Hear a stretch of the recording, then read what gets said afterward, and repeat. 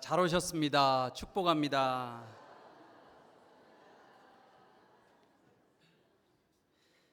네, 저는 작년 여름에 한국교회 봉사단에서 개최한 안동 의성 산불 지역 피해자들을 위한 심리치료 워크숍에 참석했습니다. 제가 그곳에서 만난 분들 중에는 평생 섬기던 교회와 사택이 완전히 산불로 잿더미가 된 목사님들이 계셨습니다. 1박 2일의 짧은 심리치료 워크숍이었지만 그 시간을 통해서 저는 그 목사님들로부터 참 많은 또 감동적인 이야기를 듣게 되었습니다. 여러분, 이 안동 지역은 복음이 참 들어가기 힘든 지역입니다. 굉장히 이 유교 문화가 굉장히 뿌리 깊게 자리 잡고 있는 지역이기도 합니다. 이 지역에 많은 목사님들이 교회를 세우고 또 목회를 하는데요. 그곳에서 열심히 목회를 하고 복음을 전해도 별로 마을 사람들에게 복음이 잘 전해지지 않았다고 합니다. 그런 가운데 이 목사님들이 어떻게 보면 참 힘들고 어려운 가운데서도 교회를 지키고 있었는데 어느 날 이제 산불이 난 거예요. 그래서 산불이 나서 교회도 태우고 사택도 태우고 정말 절망인 거죠. 또 교회당도 오랫동안 낡아서 교회가 부흥하지 못하니까 재정이 약하겠죠. 그래서 보수도 하지 못한 채 그렇게 지냈다고 합니다. 여러분, 참고로 작년에 있었던 의성과 안동 지역, 영덕, 청송 이 산불은요, 대한민국 역사상 가장 큰 규모의 산불이었다고 해요. 우리는 벌써 다 잊어버렸죠. 그런데 가장 큰 피해를 남긴 산불이었다고 합니다. 그래서 그 지역에 가서 이제 1박 2일 동안 심리치료 워크숍을 하는데 정말 이 목사님들 입장에서는 너무 절망적인 거예요. 평생 목회도 힘든데 산불까지 나서 교회까지 다 불타버린 거예요. 그런데 놀라운 반전이 일어납니다. 여러분, 산불이 나고 나서요, 전국에서 구호품과 또 구제금이 아주 그냥 쏟아졌다는 거예요. 그래서 어느 목사님은 통장을 열어보는 게 두려웠대요. 돈이 너무 많이 들어와가지고. 어쨌든 많은 구호품과 구제금이 들어오니까 이 동네 마을 사람들한테 나눠주는 역할을 그 마을의 목사님들이 이제 하기 시작한 거예요. 그래서 목사님들이 교회도 사택도 불타 있지만 정말 나서서 헌신적으로 그 구호품을 받아서 또 구제금을 받아서 어려운 동네 마을 사람들, 성도님들에게 나눠주기 시작한 겁니다. 이렇게 하다 보니까 동네 마을 사람들이 감동을 받은 거예요. 그래서 교회를 나오기 시작하더라는 거예요. 어떤 일이 일어났느냐? 교회가 2배로 부흥했대요, 목사님들이. 아니 20년 30년 전도해도 전도가 안 되는데 산불이 나고 나서 목사님들이 막 구호품도 나눠주고 막 열심히 적극적으로 하니까 이 동네 분들이요, 미안해가지고 우리가 교회 가져야지, 그래가지고 교회가 그냥 하루아침에 2배로 부흥했다는 거예요. 근데 더 놀라운 사실은 교회가 너무 낡아가지고 교회를 새로 짓지 못했는데 돈이 너무 많이 들어와가지고 후원금이, 그래서 교회를 새로 지을 수 있는 돈이 생겨나게 되었다고 합니다. 참 놀랍죠, 하나님께서 행하시는 일은. 여러분, 참 인간의 눈에는 이 산불이 정말 절망이었습니다. 그런데 하나님은 그 산불을 통해서도 새로운 일을 시작하셨다라는 사실입니다. 오늘 우리가 읽은 이 본문 이사야서 43장에서 하나님은 바벨론에서 포로 생활을 하는 이스라엘 백성들에게 희망의 메시지를 선포합니다. 이렇게 외치죠. 보라, 내가 새 일을 행하리니 이제 나타낼 것이라. 너희가 그것을 알지 못하겠느냐? 반드시 내가 광야의 길을 내리라. 오늘 이 말씀을 통해서 하나님께서 우리 삶에 어떻게 새로운 길을 내시는지 함께 살펴보도록 하겠습니다. 먼저 오늘 첫 번째 교훈을 같이 한번 읽어보겠습니다. 시작. 우리는 먼저 하나님이 어떤 분이신지를 기억해야 합니다. 여러분, 우리가 어떤 자리에 서 있든지 간에 우리가 하나님이 어떤 분인지를 먼저 기억해야 돼요. 우리가 하나님을 예배하고 찾을 때 하나님이 어떤 분인지를 알고 예배하고 하나님께 나아가야 되겠죠. 하나님이 어떤 분이냐? 오늘 14절과 15절에 말씀하고 있습니다. 같이 한번 읽겠습니다. 시작. 너희의 구속자요 이스라엘의 거룩한 이 여호와가 말하노라. 너희를 위하여 내가 바벨론에 사람을 보내어 모든 갈대아 사람에게 자기들이 연락하던 배를 타고 도망하여 내려가게 하리라. 나는 여호와 너희의 거룩한 이요 이스라엘의 창조자요 너희의 왕이니라. 아멘. 자, 오늘 이 말씀에 보니까 하나님께서 어떤 분이신지를 고백하고 있는데, 하나님께서는 우리의 구속자시라고 말씀하고 있습니다. 하나님께서 이스라엘 백성들을 이집트 땅에서 구원하셨죠. 그런데 그 구원의 하나님은 그 당시만 구원하신 것이 아니라 오늘도 우리를 구원하시는 하나님이라는 사실입니다. 여러분 믿으세요? 하나님, 정말 내 삶을 구원해 주십시오. 내가 참 절망 가운데 있습니다. 하나님, 우리 자녀를 좀 도와주십시오. 이렇게 하나님께 기도하면 하나님께서 우리를 구원하신다라는 것입니다. 두 번째는 하나님은 어떤 분이냐? 창조주 하나님이시다라는 것입니다. 여러분, 하나님은 천지를 창조하시고 나서 끝난 것이 아니라 여전히 오늘도 이 땅 가운데서 창조 사역을 행하고 계십니다. 그래서 우리는 날마다 하나님 앞에 이렇게 기도해야 돼요. 하나님, 오늘도 내 삶 가운데 새로운 일을 창조하여 주시옵소서. 세 번째는 하나님은 우리의 왕이시라고 고백합니다. 여러분, 왕이 어떤 분입니까? 백성을 돌보는 분이잖아요. 하나님은 여러분과 저를 인도하시는 분, 우리의 가정을 이끌어 가시는 분, 우리 양문교회를 이끌어 가시는 분이 바로 하나님이시라는 사실입니다. 그 하나님을 바라볼 때 하나님께서 우리를 구속하시고 날마다 우리의 삶 가운데 새로운 일을 행하시고 또 우리의 삶을 인도하여 주실 줄 믿습니다. 자, 이어서 하나님께서 16절과 17절에서 또 하나님께서 어떤 일을 행하셨는지 보여주고 계십니다. 같이 한번 읽어보겠습니다. 시작. 나 여호와가 이같이 말하노라.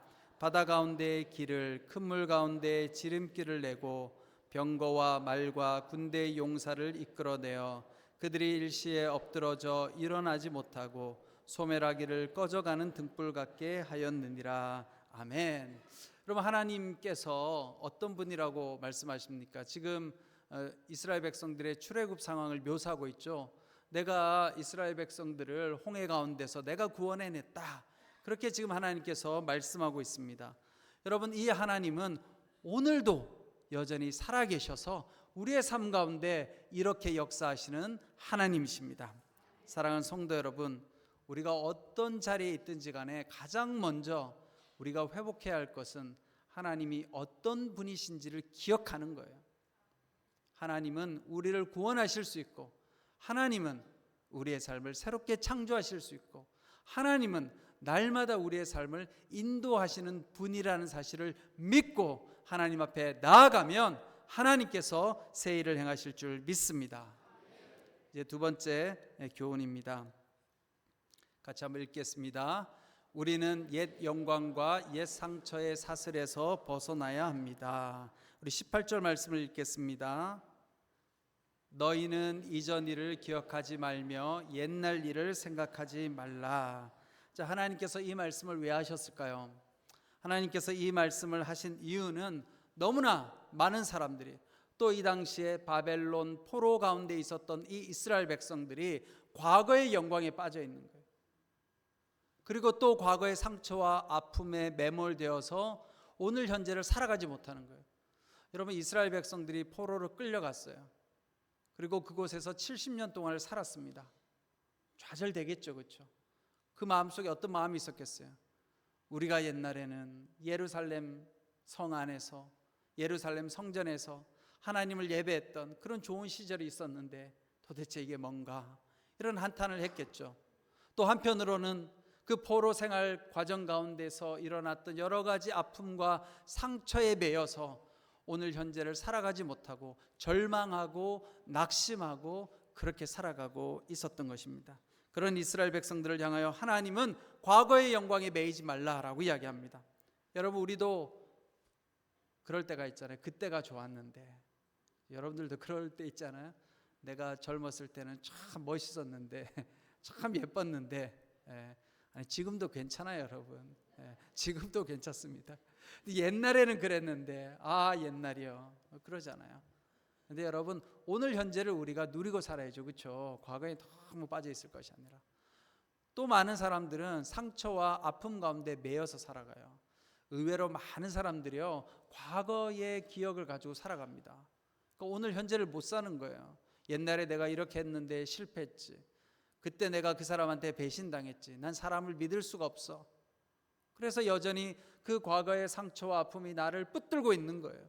그래서 오늘 하나님께서 아무리 새로운 일을 행하고자 하셔도 우리의 눈이 믿음이 없다 보니까 하나님을 바라보지 못하고 살아갈 때가 얼마나 많은지 모릅니다. 여러분, 심리학에서 트라우마라고 하는 말을 쓰는데 여러분 많이 들어보셨죠? 이 트라우마의 특징 중에 하나가 과거의 상처와 아픔이 불쑥불쑥 나타나는 거예요. 이걸 침습이라고 합니다. 가만히 있어도 어느 날 과거에 힘들었던 기억이 불쑥불쑥 떠오르는 거예요.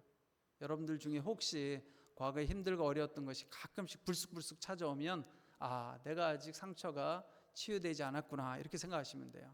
그런데 이런 트라우마를 치료하는 방법이 있는데 첫 번째는 그 트라우마를 직면해야 된대요.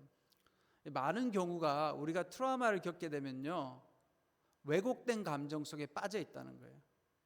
사실은 내가 진짜 그 모습이 아닌데도 누군가가 나한테 와서 넌 아무것도 못하는 무능한 사람이야, 넌 바보야. 그러면 이 아이들이 어렸을 때 사실은 선생님이 무심코 한 말이거든요. 야, 너 왜 이렇게 시험 못 봤어? 야, 너 바보구나. 근데 그 말에 붙들려 가지고 지금까지 사는 거예요. 그런데 트라우마를 치료하려고 하면 그 기억을 다시 불러와서 직면해야 되는 거예요. 그리고 어떻게 해요? 안전한 공간에서 내가 그때의 그 왜곡된 기억 속에 빠져 있다는 것을 깨달아야 되는 거예요. 나는 바보가 아니구나. 여러분, 하나님께서 우리를 보시고 얼마나 사랑하고 얼마나 기뻐하십니까? 근데 하나님 우리를 향해서 나는 너를 사랑한다, 내가 너를 기뻐한다라고 말하는데 우리는 여전히 과거에 묶여서 살아가는 거예요. 그래서 안전한 자리, 안전한 공간에서 내 과거를 직면하고 하나님 앞에 가지고 나가는 거예요. 하나님, 나는 이런 아픔과 상처가 있습니다. 내 마음을 위로해 주십시오. 내 마음을 어루만져 주십시오. 그러면 하나님께서 여러분들의 마음을 위로해 주시고 어루만져 주실 줄 믿습니다. 그리고 또한 우리가 살아가면서 여러 가지 건강한 관계를 형성함으로 말미암아 과거에 상처받은 기억들을 떠나보낼 수 있는 거예요. 여러분, 건강한 관계가 어디에 있습니까? 교회에 있죠. 교회 공동체, 그렇죠? 우리가 교회 공동체에서 함께 예배드리고 또 함께 찬양하고 또 여러분들이 함께 모여서 기도하면서 또 서로가 격려하잖아요. 그런 삶을 통해서 우리 안에 있는 과거에 내가 붙들려 살았던 삶을 내려놓는 것입니다. 그런데 성경 말씀은요, 더 놀라운 방법을 우리에게 말씀하고 있어요. 그것은 뭐냐? 우리의 옛 상처와 실패를 예수 그리스도의 십자가 앞에 가지고 나오라는 거예요. 그래서 여러분, 우리가 기도할 때 하나님 앞에 나아가서 그 십자가에 우리의 상처와 아픔을 못 박는 것이 중요해요. 그럼 기도할 때 그냥 기도하지 마시고 기도하면서 주님의 십자가에 나아가서 내가 정말 해결하고 싶은 것들 있죠. 내 아픔들, 과거의 상처들, 이런 것들을 정말 십자가에 못을 박는 거예요. 그리고 주님, 내가 지금 십자가에 내 상처와 내 아픈 과거를 못 박습니다. 하나님, 이 기억들을 가져가 주세요. 그래서 제가 오늘의 교회에 있을 때 내적 치유학교라는 걸 했거든요. 2박 3일 동안 하는데 둘째 날 저녁에 뭘 하냐면 십자가 예식을 해요. 십자가 예식. 그래서 이렇게 불을 꺼놓고 정말 이 십자가에, 그 전에 십자가 예식을 하기 전에 써요. 내가 하나님 앞에 내려놓고 싶은 거, 내 상처, 아픔, 열등감 혹은 내 죄악들, 이런 것들을 딱 써가지고 십자가 예식을 하면 그 십자가 앞에 가서 진짜 못으로 박는 거예요. 그렇게 못을 박고, 주님, 이제 내가 주님 안에서 자유케 되기 원합니다. 여러분, 예수님께서 어떻게 하셨어요? 예수님께서 십자가에서 우리의 죄와 또 우리의 모든 어둠을 다 못 박으셨잖아요. 그리고 예수님께서 부활하셨잖아요. 주님 앞에 나아갈 때 하나님께서 우리의 삶 가운데 새 은혜를 허락하여 주실 줄 믿습니다. 하나님께서는 바벨론 포로 생활 가운데 있는 이 백성들을 향하여 더 이상 과거의 영광을 바라보지도 말고 또 과거의 상처에 빠져 있지도 말고 내가 이제 새 일을 행할 것이니 이제 이 새 일을 바라보라고 하나님께서 말씀하고 있습니다. 오늘 하나님께서는 우리 양문교회를 통하여 말씀하십니다. 이제 내가 새 일을 행할 것이다. 여러분, 아멘? 여러분들 가정 가운데 하나님께서 새 일을 행하실 줄 믿습니다. 우리가 믿음으로 고백하면 하나님께서 행하시는 새 일이 보이는 거예요. 그런데 우리가 과거에 붙들려 있으면 하나님께서 아무리 새로운 일을 행하셔도 보지 못하겠죠. 그러나 하나님께서 오늘 분명하게 이야기하십니다. 하나님은 날마다 새 일을 행하실 수 있는 분이심을 여러분들 믿음으로 고백하시고 눈을 들어 하나님을 바라보시기를 축원합니다. 이제 세 번째 교훈을 같이 보겠습니다. 읽겠습니다. 시작. 하나님은 광야의 길을 사막의 강을 내시는 새 일을 행하십니다. 우리 19절 말씀을 같이 한번 읽어보겠습니다. 보라, 내가 새 일을 행하리니 이제 나타낼 것이라. 너희가 그것을 알지 못하겠느냐. 반드시 내가 광야의 길을 사막의 강을 내리니. 여러분, 저는 이 말씀이 참 귀한 것 같아요. 하나님께서 새 일을 행하시는데 어떤 일을 행하시느냐, 두 가지를 이야기하고 있죠. 첫 번째는 광야에 길을 내시겠다라고 말씀합니다. 두 번째는 사막에 강을 내시겠다라고 이야기하십니다. 여러분, 광야가 어떤 곳입니까? 길이 없는 곳이 광야예요. 근데 여러분, 우리의 인생을 가만히 살펴보면요, 우리의 인생이 다 광야죠. 우리는 날마다 새로운 길을 갑니다. 여러분, 우리가 살아가는 인생요, 두 번 사는 사람은 한 명도 없어요. 그렇죠? 다 처음 살아보는 인생이에요. 태어나서 학교 다니고, 때가 되면 결혼하고, 때가 되면 회사에 들어가서 일을 하고, 다 처음 해보는 거예요. 두 번 해본 적이 없어요. 여러분들 인생이 다 처음 가는 길이지 않습니까? 어떨 때는 막막하죠. 그렇죠? 자녀를 낳아서 어떻게 키울까 막막하기도 하고, 저도 담임 목회를 하지만 막막합니다. 처음 가는 길입니다. 그런데 우리의 인생이 다 처음 가는 길이에요. 사실은 나이 먹는 것도 처음 가는 길이에요. 여러분, 나이가 뭐 내가 먹어봤다가 다시 돌아갔다 가는 게 아니잖아요. 그렇죠? 나이 먹는 것도 다 처음 가는 길. 이 처음 가는 길 가운데 어떻게 해야 되느냐? 하나님을 붙들면 하나님께서 새로운 길을 열어주신다고 말씀하십니다. 또 오늘 하나님께서 사막에 강을 내신다고 말씀하세요. 여러분, 우리의 영혼이 사실은 이 땅을 살아가다 보면 참 메마르죠. 그렇죠? 늘 목마르고 메마르고 공허하고, 때로는 열심히 몸부림치고 예배드리고 기도하고 살아도 하나님이 안 계신 것 같고, 내 삶에 무기력하기도 하고, 그럴 때가 참 많습니다. 여러분, 이 안동 지역 산불을 경험한 이 목사님들, 정말 이 목사님들 고백이 그랬어요. 너무 무기력했대요. 정말 광야와 같았대요. 아무리 전도를 해도 전도가 되지 않고, 아무리 복음을 전해도 사람들이 복음을 영접하지 않는, 정말 목마른 그런 목회를 하셨다는 거예요. 그런데 하나님께서 이 산불을 통해서 새로운 길을 여셨다는 거예요. 복음의 통로를 열어주신 것입니다. 그리고 이 마을 사람들 가운데 예수 그리스도의 생수의 강을 부어주기 시작하셨다라는 것입니다.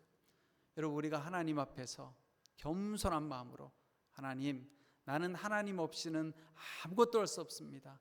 주님, 내 삶을 인도하여 주시옵소서. 그렇게 기도하면 하나님께서 우리의 길을 열어주시고 우리의 영혼을 목마르지 않게 생명의 생수로 채워주실 줄 믿습니다. 여러분, 하나님께서 이렇게 새 일을 행하시는 이유를 20절과 21절에서 말씀하고 있습니다. 같이 한번 읽어보겠습니다. 20절과 21절 말씀입니다.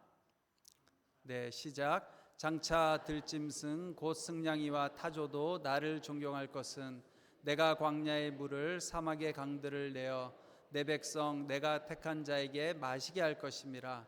이 백성은 내가 나를 위하여 지었나니 나를 찬송하게 하려 함이니라. 아멘. 여러분, 하나님이 새 일을 행하시는 궁극적인 목적은 하나님을 찬송하는 것입니다. 그냥 그저 우리의 삶이 그냥 잘 먹고 잘 살고 행복하라고 하나님께서 새 일을 행하시는 것이 아니라, 하나님께서 여러분과 저에게 새 일을 행하시는 이유는 우리를 통해서 찬송받기 위해서, 영광받기 위해서 하나님께서 새 일을 행하신다라는 것입니다. 여러분, 우리가 하나님 앞에 영광 올려드리고 예배하고 찬양하면 하나님께서 영광 받으시겠죠. 근데 하나님께서 영광 받으셨는지 어떻게 알 수 있습니까? 평소에 생각해 보셨어요? 하나님 찬양합니다, 하나님 영광 올려드립니다, 그렇게 했는데 여러분, 하나님이 그래 나 영광 받았다 이렇게 말씀 안 하잖아요. 어떻게 알 수 있어요? 하나님께서 영광 받으시면 우리 마음 가운데 평안이 임해요. 하나님이 영광 받으시면 우리 마음 가운데 기쁨이 넘칩니다. 하나님이 영광 받으시면 우리 삶 가운데 은혜가 흘러 넘칩니다. 그래서 여러분 항상 점검해야 돼요. 나의 예배가 참된 예배인가? 내가 정말 신령과 진정으로 예배 드린 것이 맞는가 확인할 수 있는 방법은 내가 예배 드리고 하나님을 찬양하고 살아가는데 내 마음에 평안이 오고 기쁨이 오면 하나님께서 영광 받으셨구나 알 수 있다는 거예요. 하나님은 여러분과 저를 위해서 세일을 행하십니다. 그러나 우리가 그것을 통해서 하나님 앞에 영광 올려드리기를 원하십니다. 사랑하는 성도 여러분, 오늘 이 이사야 선지자의 말씀은 예수 그리스도를 통하여 성취가 되었어요. 여러분, 이사야가 하나님의 메시지를 우리에게 전했죠. 세일을 행할 것이다. 하나님께서는 예수 그리스도를 통해서 예수님의 십자가와 부활을 통해서 새로운 일을 행하셨습니다. 죄와 사망의 광야에 예수님께서 부활의 길을 내셨습니다. 메말라가던 영혼의 사막에 생수의 강을 흐르게 하셨습니다. 여러분, 하나님께서 함께 하시는 한 우리에게 모든 끝은 새로운 시작의 또 다른 이름일 뿐입니다. 혹시 여러분들의 삶이 지금 벼랑 끝에 있다고 느끼십니까? 아무리 기도해도 변화가 없다고 느끼십니까? 조금만 더 견디십시오. 그 끝을 건너면 하나님의 새 일이 보이기 시작합니다. 그래서 이번 한 주간 동안 여러분들이 이렇게 한번 실천했으면 좋겠습니다. 매일 아침 여러분 일어나서 눈을 뜰 때 하나님 앞에 이렇게 기도하는 거예요. 하나님, 이번 한 주간 제 삶 가운데 우리 가정 가운데 일하실 새 일을 볼 수 있는 눈을 주십시오. 그리고 우리가 아무리 기도해도 확인하지 않으면 의미가 없잖아요. 기도만 하고 확인 안 하면, 그렇죠? 하나님, 내가 하나님께서 새 일을 행하시는 그 새 일을 볼 수 있는 눈을 열어 주십시오. 그리고 한 주간 동안 여러분 기억해 보세요. 한번 써보세요. 이렇게 써놓으면 하나님께서 이번 주 이렇게 내 삶 가운데 새로운 일을 행하셨구나, 여러분 경험하게 되실 거예요. 아멘이 없으시네. 아니, 어떤 분들은 진짜 하시는 분들이 있더라고요. 정말 하면 하나님께서 어떻게 새 일을 행하시는지를 경험하게 될 것입니다. 사랑하는 성도 여러분, 이제 양문교회를 통하여서 하나님께서 새 일을 행하여 주실 줄 믿습니다. 우리가 과거의 영광도 내려놓고 또 과거의 아픔과 상처도 내려놓고 오늘 나와 함께 하시는 하나님을 붙들고 또 미래로 나아가는 하나님을 바라보며 여러분들의 삶 가운데 놀랍게 역사하시는 하나님의 은혜를 누리는 여러분 되시기를 축원합니다. 기도하겠습니다.